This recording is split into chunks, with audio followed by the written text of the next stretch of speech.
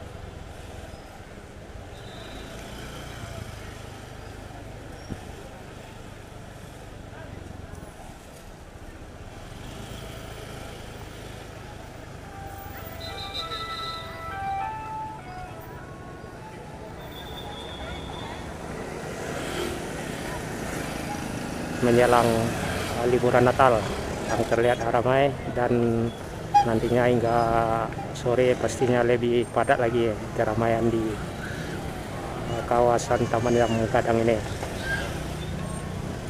Di depan di sebelah kanan pangkalan bendi. Bukit Tinggi tidak ramai, tidak asik kalau tidak ada bendi. Nah, di sebelah kanan bendi. Jalan Ahmad Yani Kampung Sino. Parkiran di Jalan Ahmad Yani rapat penuh.